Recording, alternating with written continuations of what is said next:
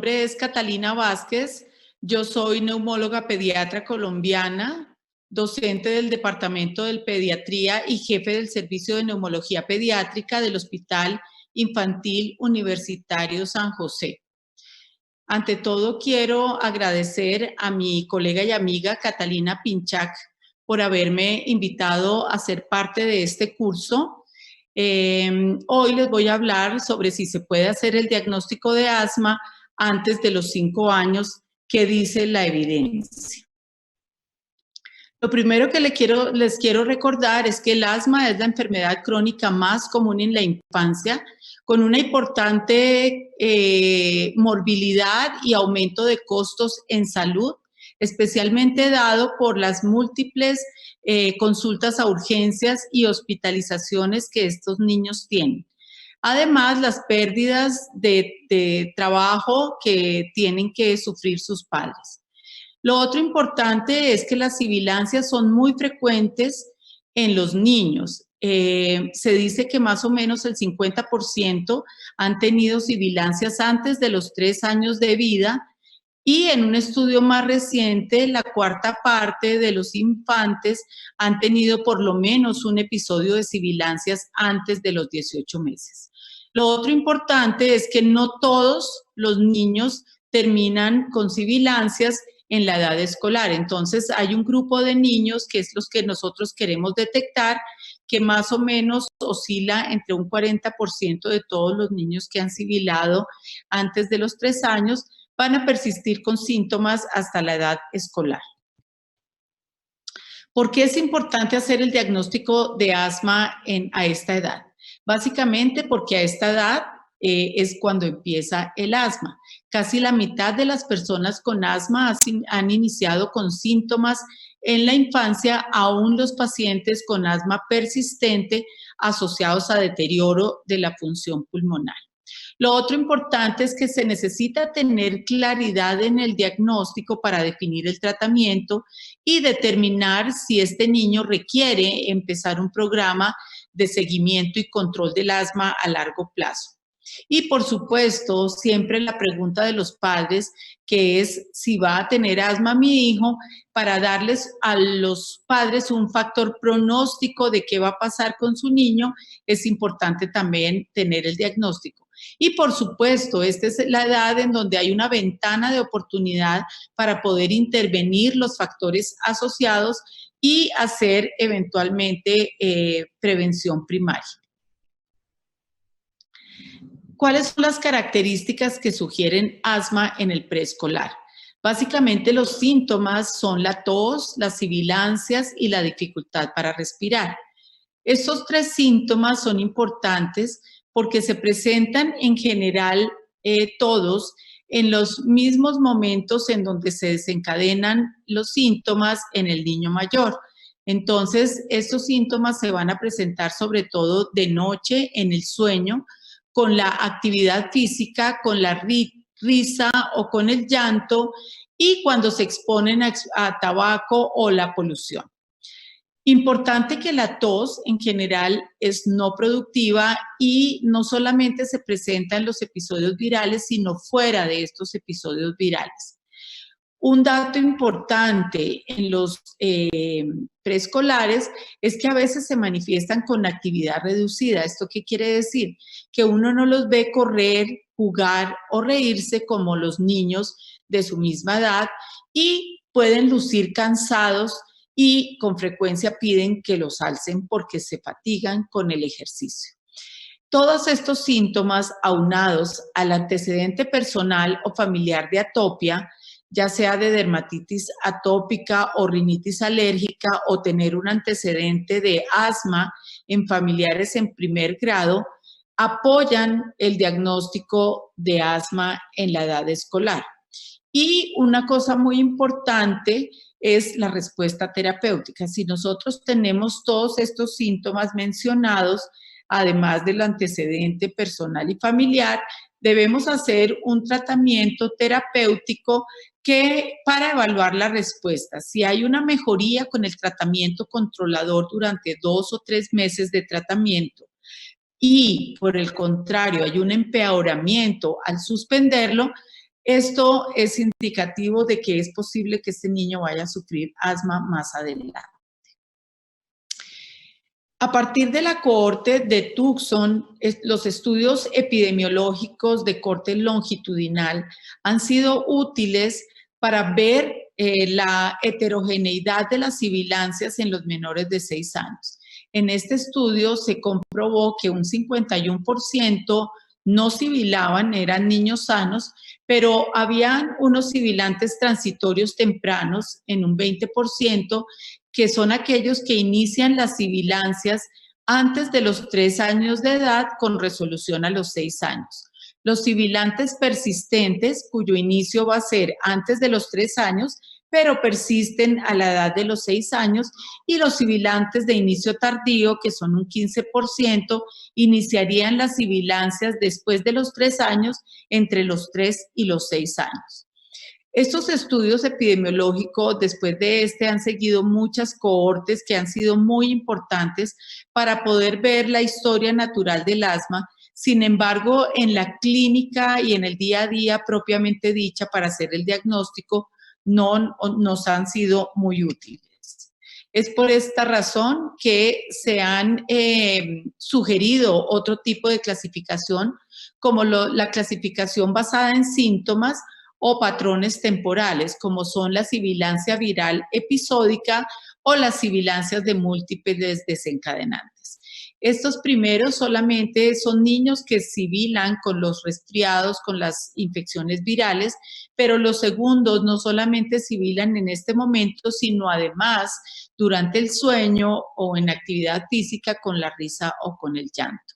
Sin embargo, aunque ha sido muy frecuentemente utilizada en la clínica, se han detectado problemas con esta clasificación y por esta razón hubo una reunión de consenso en donde proponen reconsiderarla. Básicamente en razón a que los patrones son inconsistentes en el tiempo, es decir, cambian de fenotipo a través de los años.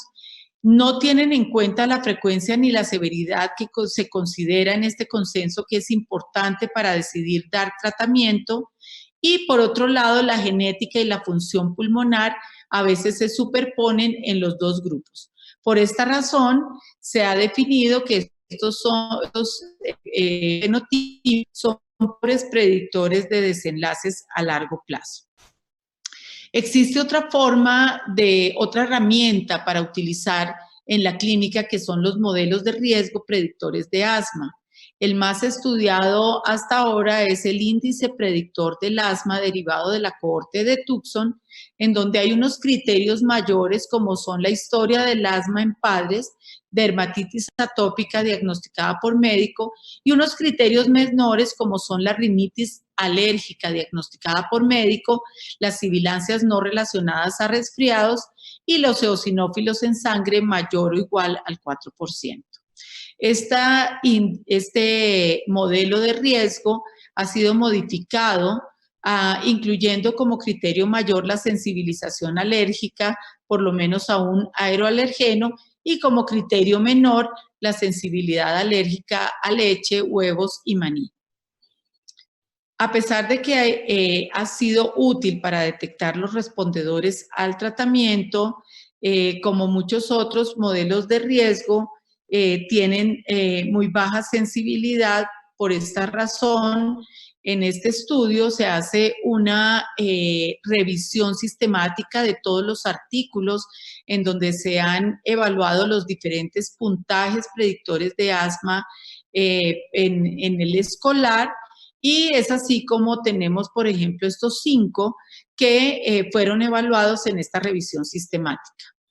De hecho, entonces, se encuentra que evaluando la sensibilidad y la especificidad, el valor predictivo positivo y el valor predictivo negativo, se documenta en este metaanálisis que en general todos estos predictores de asma tienen baja sensibilidad, aunque tienen muy buena especificidad. Es decir, que el valor predictivo negativo, es decir, el puntaje nos permite descartar sobre todo que no va a tener asma, pero el valor predictivo positivo en general es muy bajo. Se destaca en este artículo el APT, que es un índice con 10 puntos a evaluar de Pescatore, en donde es como el que mejor sensibilidad y especificidad tiene. Sin embargo, todos adolecen de los mismos problemas. En este mismo artículo se hace el metaanálisis de 11 estudios para evaluar cuáles factores de riesgo eran los que más podían predecir asma en el menor de 10 años. Y se definen como el sexo masculino, el tener dermatitis atópica, el tener una historia familiar de asma, niveles de inmunoglobulina E elevados o tener inmunoglobulina E específica o historia de sibilancias y exposición a tabaco como los más importantes predictores de asma. Adicional a esto, se han encontrado otros factores como las infecciones virales por el rinovirus y el virus sincitial respiratorio, que no solamente producen sibilancias en el preescolar, sino que también influencian el desarrollo de asma más adelante. Más recientemente, las disbiosis o patrones anormales bacterianos detectados a temprana edad también pueden ser predictores de asma, y específicamente con las infecciones virales severas se ha demostrado que cuando se presentan en el menor de 3 años, los pacientes tienen mayor riesgo de asma y mayor riesgo de tener enfermedad alérgica especialmente. La sensibilización a los aeroalergenos es algo muy importante. Se ha documentado que hacen persistencia de síntomas y se ha asociado a menor función pulmonar en el escolar. Y esta sensibilización alérgica, aunque es importante para predecir asma, no predice la respuesta a los esteroides. El óxido nítrico exhalado también ha aumentado y especialmente cuando hay sensibilización alérgica, ha predicho también asma en el escolar. Y la genética tiene una carga que oscila entre el 30 y el 95%, detectando varios polimorfismos en el cromosoma 17q21 que están fuertemente asociados con asma persistente y con sibilancias tempranas asociadas a rinovirus. ¿Qué nos recomienda el GINA 2018 como pruebas diagnósticas a hacer en estos preescolares? Básicamente, lo primero, una prueba terapéutica de la que ya les hablé, con corticosteroides por 2 a 3 meses y agonistas beta-2 ante síntomas. Importante hacer seguimiento de estos preescolares para evaluar la respuesta. Si hay mejoría, más adelante se podrá retirar este tratamiento y evaluar la reaparición de los síntomas. Por otro lado, hacer pruebas de atopia son útiles especialmente en los mayores de 3 años, ya que son positivas en la mayoría de los pacientes con asma. Sin embargo, es importante resaltar que la ausencia de atopia no descarta el asma. Las radiografías son importantes en todo paciente en quien se sospecha asma, básicamente porque nos va a descartar los diagnósticos diferenciales que son alternos al diagnóstico de asma. Entonces, excluye anormalidades estructurales y por eso son importantes tener una radiografía a esta edad. Dependiendo de lo que encontremos, se avanzaría a otras pruebas de acuerdo a los hallazgos. Las pruebas de función pulmonar, desafortunadamente, no son el pilar diagnóstico a esta edad, debido a la dificultad para realizar maniobras expiratorias reproducibles en el preescolar y además por no tener fácilmente al alcance estas pruebas a esta edad. Ya a los 4 a 5 años empiezan a ser más fácilmente útiles las pruebas para poder hacer las maniobras reproducibles. Con incentivos visuales y una muy buena técnica que especialmente tenga paciencia para hacerle a estos preescolares las pruebas. El óxido nítrico exhalado también se recomienda utilizar, ya que hay valores normales de referencia para niños entre 1 a 5 años a volumen corriente y se ha documentado que la feno aumentada más de 4 semanas en una infección respiratoria alta puede predecir asma a la edad escolar. Los diagnósticos diferenciales son muy importantes, siempre se deben tener en cuenta. Lo primero son las infecciones recurrentes del tracto respiratorio inferior, básicamente que se van a diferenciar porque son infecciones de corta duración, en general menos de 10 días, y no se tienen síntomas entre los episodios virales. El reflujo gastroesofágico, el niño va a tener síntomas gastrointestinales, con tos con la alimentación, signos de vómito fácil y pues no van a mejorar muy fácil con el tratamiento. La aspiración de cuerpo extraño, que siempre es un episodio muy abrupto, con tos severa, en quien se sospecha después de un atoramiento. También puede existir la posibilidad de que el niño se haya atorado con cuerpos extraños pequeños, en donde solamente se hace el diagnóstico por las infecciones recurrentes, por cuadros sibilantes persistentes, que hay que tenerlos en cuenta, sobre todo si hay signos pulmonares focales. La traqueomalacia, cuyos síntomas empiezan muy temprano, desde los primeros meses de vida, son importantes diagnósticos diferenciales, al igual que la tuberculosis, en donde si hay fiebre prolongada, falla de medro o pérdida de peso más bien, asociado a nódulos linfáticos grandes con un contacto positivo, son importantes claves para el diagnóstico de tuberculosis. Otro diagnóstico diferencial es importante tener en cuenta las cardiopatías congénitas, que al examen físico, haciendo un examen físico completo, es imposible de no detectar otros signos que hagan pensar en ella. Si se encuentra malabsorción, diarreas frecuentes, falla de medro e infecciones recurrentes, se debe tener en cuenta la fibrosis quística para detectarla de manera temprana, ojalá los primeros 2 años de vida. Si hay, por el contrario, infecciones de vías aéreas superiores como de oído y sinusitis crónica asociado a situs inversos, hay que pensar en la disquinesia ciliar primaria. También el anillo vascular es importante tenerlo en cuenta. Y si hay un antecedente de prematurez con peso muy bajo al nacer, antecedente de ventilación mecánica y oxígeno suplementario más allá del primer mes de vida, la displasia broncopulmonar es un diagnóstico importante a tener en cuenta. Y el déficit inmunológico si hay infecciones recurrentes a otros niveles y hay falla de medro también.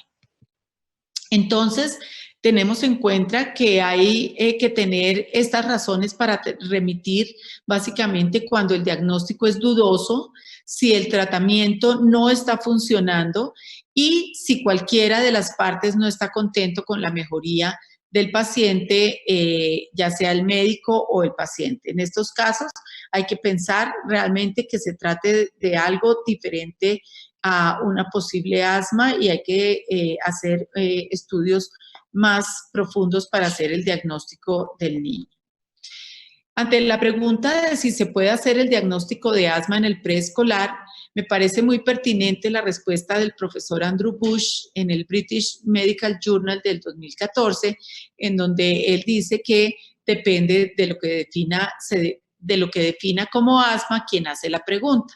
Entonces, si es una definición sintomática, definitivamente sí se puede hacer diagnóstico de asma, pero si la definición incluye la evidencia de inflamación eosinofílica, la respuesta es más difícil y no es tan fácil su medición en preescolares.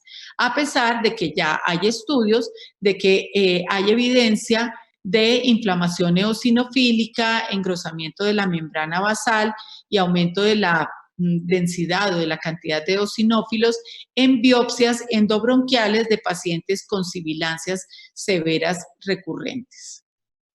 Entonces, como conclusión, podemos decir que el diagnóstico de asma en el preescolar es difícil por carecer de herramientas objetivas como la función pulmonar o biomarcadores confirmatorios definitivos y que actualmente se basa básicamente en síntomas característicos, presencia de factores de riesgo y la respuesta terapéutica a la medicación controladora. Aún faltan estudios, entonces, que permiten precisar los diferentes tipos de asma para lograr en el futuro ofrecer tratamientos más precisos y lograr también prevenir el desarrollo de asma en esta edad que es crítica. Por supuesto, hay que descartar además los diagnósticos diferenciales.